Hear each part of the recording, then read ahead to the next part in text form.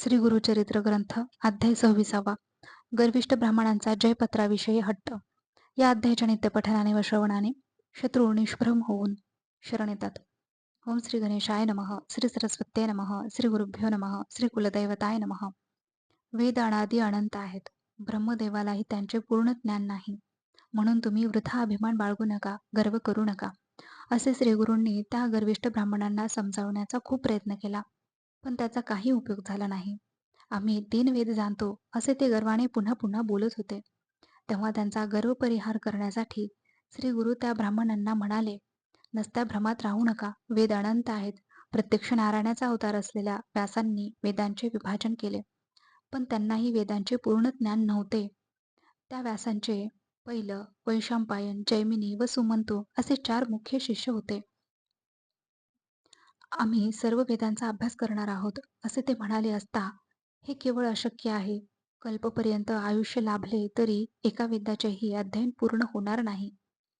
एकदा भारद्वाज ऋषी ब्रह्मदेवाकडे गेले आणि म्हणाले, मला ब्रह्मचर्य आश्रमात सर्व वेद शिकण्याची इच्छा आहे. मला तसा वर द्या. तेव्हा ब्रह्मदेव म्हणाले, वेद अनंत आहेत. संपूर्ण वेद कसे शिकता येतील? मलाही वेदाचा थाकपत्ता लागलेला नाही.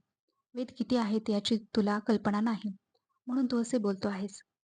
आता मी तुला वेद किती आहेत तेच दाखवितो.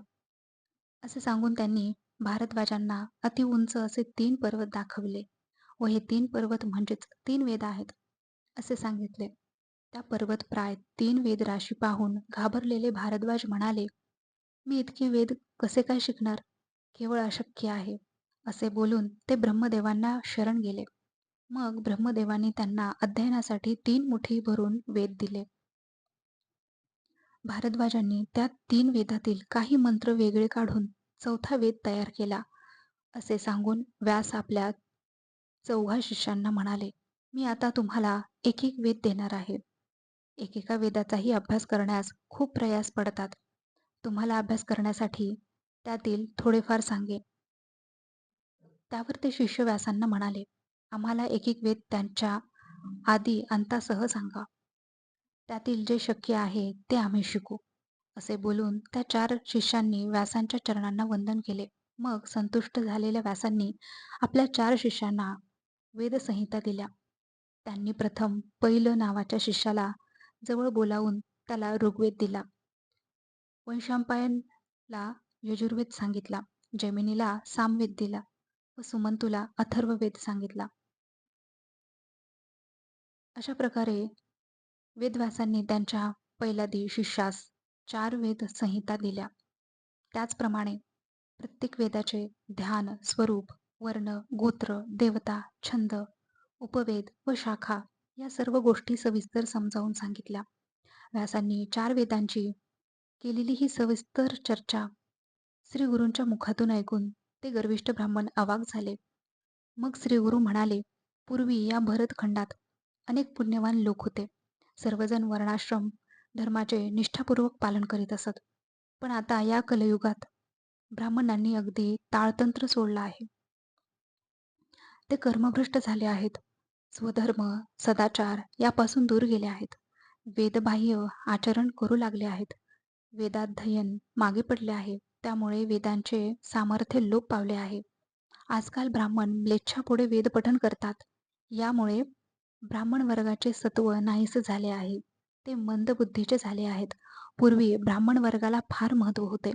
वेद सामर्थ्याने त्यांना देवत्व प्राप्त झाले होते, म्हणूनच त्यांना भूदेव म्हटले जात असे.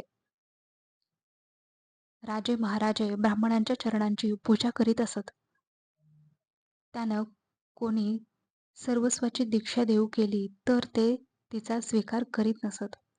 वेदविद्येच्या सामर्थ्यामुळे ब्राह्मणांना ब्रह्मा, विष्णू, महेश वश होत असत. इंद्रादी देवांनाही ब्राह्मणाची भीती वाटत असे. विद्वान ब्राह्मणांचे वचन कामधेनू समान होते. ते ब्राह्मण कल्पवृक्ष होते. त्यांच्या ठिकाणी एवढे सामर्थ्य होते की मनात आले तर ते पर्वतांना तृणाकार करू शकत असत व तृणाला पर्वताकार देऊ शकत असत. स्वतः भगवान विष्णू ब्राह्मणांना आपले दैवत मानून त्यांची पूजा करीत असत. म्हणूनच भागवत पुराणात भगवान म्हणतात, सर्व जग देवांच्या अधीन आहे. देव मंत्रांच्या अधीन मंत्र ब्राह्मणांच्या अधीन, म्हणून ब्राह्मण हे माझे दैवत आहेत. पूर्वी ब्राह्मण वर्गाला असे महत्त्व होते, पण आता ब्राह्मण वेदमार्ग सोडून भलत्याच मार्गाने जात आहेत. त्यामुळे त्यांचे सत्व नष्ट झाले. ते हीन जातीची सेवा करू लागले. पैसे घेऊन वेद शिकवितात. वेदविद्येची त्यांनी विक्री सुरू केली आहे. जे हीन जातीपुढे वेद म्हणतात, त्या मूर्खाचे तोंड सुद्धा पाहू नये. ते मृत्यूनंतर ब्रह्मराक्षसच होतात. हे ब्राह्मणांनो, अशा आहेत 4 वेदांच्या शाखा. असे आहेत त्यांचे भेद. असा आहे वेदविस्तार. वेद अनंत आहेत. तुम्ही म्हणता, आम्ही सर्व जाणतो. हे सर्व तुम्हाला माहीत होते का? नाही ना? मग स्वतःला चतुर्वेदी म्हणण्याचा मूर्खपणा कशासाठी करता? ब्राह्मणांचा क्षोभ ओढवून का घेता? तुम्ही स्वतःची स्तुती का करता? जयपत्रे कशाला दाखविता? त्रिविक्रम भारतीला जयपत्र कशाला मागत आहात? आले आहात तसे निघून जा. व्यर्थ गर्व करू नका, नाहीतर प्राणाला मुकाल.